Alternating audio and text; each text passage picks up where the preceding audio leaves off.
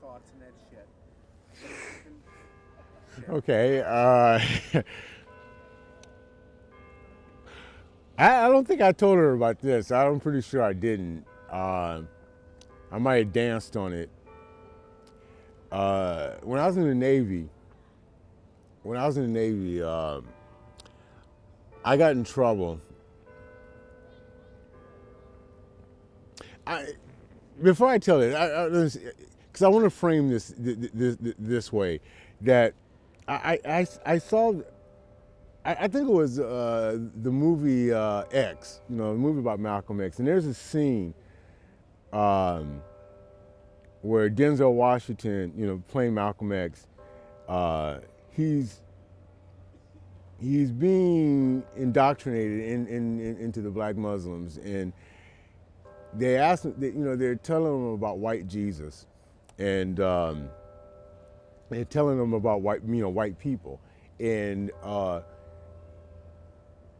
there's this point where he says, and I was just thinking about this the other day, that every bad thing that has ever happened to him, every bad, and you can see they're flashing this in the movie. They're flashing all this bad stuff. Every bad thing that ever happened to him, at the other end of it was a white person. And I was thinking about that just the other day. I was thinking about that, and the reason why I was thinking about that, it has to do with some things that are going on with me now, some things that happened to me when I first went in the Navy.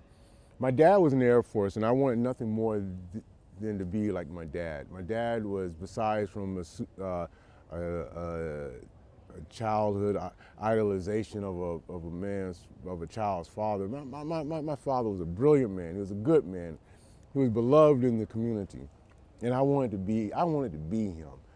So I tried to go in the Air Force, but I'm partially colorblind, so they wouldn't take me. I went into the Navy, and I wanted to be the best sailor that I could be.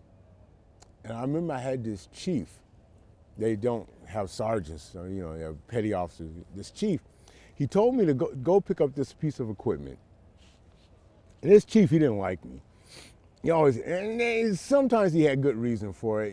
I worked in what they call deck department, and that's like, janitors for the Navy at that time. And I hated it. It was manual labor, and I hated manual labor. I'm lazy. I don't like working with my hands. I like working with my mind.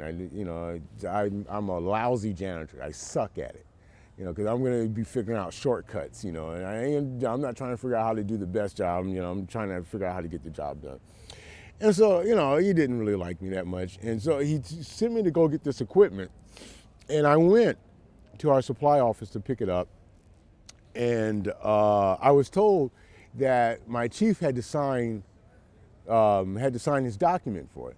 So I called back up to our division office, and I told them, I said, well, they want you to sign this document.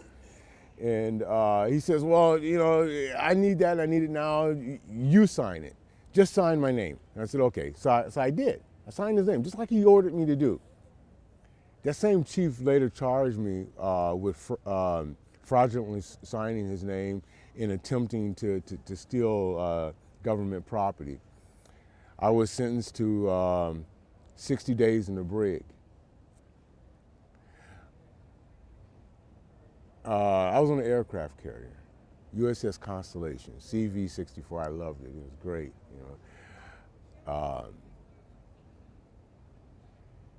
The third day that I was in there, I was 18 years old. I went in the military when I was 17. Third day I was in there, like the Marines, they were the guards. They would make you go to sleep standing at attention. Well, not standing, but lying at attention. It was a boot camp thing for them. Like when they were in boot camp, that's what they would do to them. So they would make you do that. I was lying at attention. I was the only one in the brig at the time. And this Marine guard, he came in there, and with a 9mm gun, shoved it in my mouth, and told me it was time. Dead sleep. I don't know what the fuck he's talking about. It's time. It's time. You know, it's time. I'm gagging on a gun in my mouth, wondering what the hell he's talking about. And he proceeded to rape me. And for the next 50 so days, he raped me every day. He'd beat me up. He'd rape me. He'd, when I'd sleep, sometimes when he wasn't on duty, he'd find new sadistic ways to wake me up and terrorize me. I'd wake up. I mean, there was times where I wouldn't, it got to a point where I pretty much wouldn't sleep. I'd fake like it. Every once in a while, my body would just say, fuck it and go to sleep, you know, but pretty much when I could stay awake, I'd stay awake. But when I would sleep, you know, he'd come in and he'd find some new, creative, weird, sadistic way to terrorize me. And it would always, you know, be variations of different things. And he would call me some of the worst names that man is capable of calling another human being. And he would do it while he'd rape me.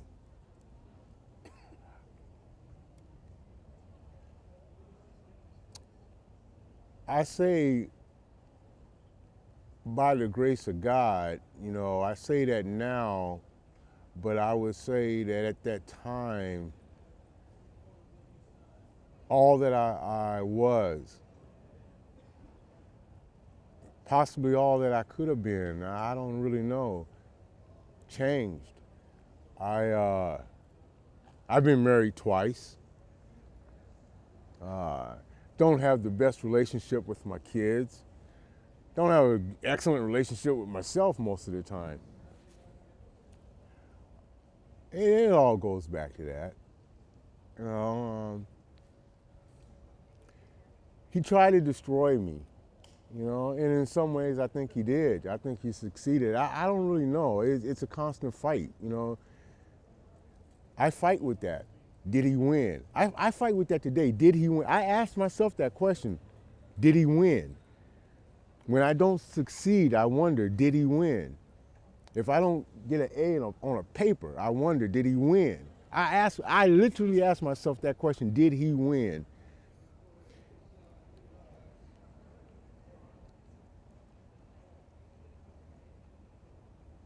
It's hard, you know.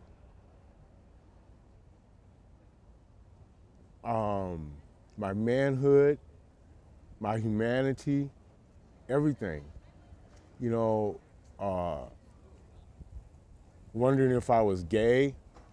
I mean, I don't give a damn about people that are gay. I mean, you know, it's not no thing. And it took me a long time to get there, too, to say that, you know, where, I mean, you know, being gay, you know, it was like, for a long time, I hated gay people, you know, because of that. You know, I thought that some kind of way, you know, that I must have been gay, and because that was a weakness, I hated gay people, which I hate that he created that hate in me. I hated other human beings who are just human beings, just like I'm a human being, and I hated them because of what that guy did.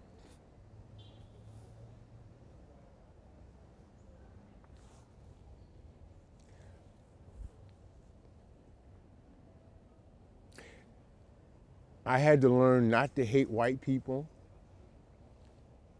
I had to learn not to hate men. I had to learn not to hate myself.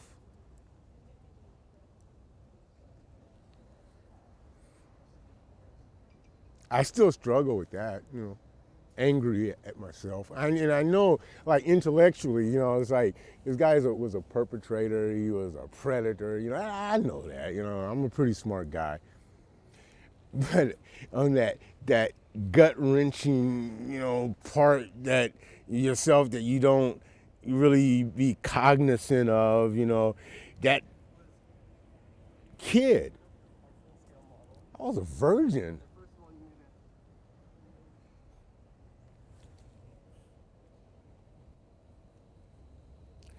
That kid who had never knew the beauty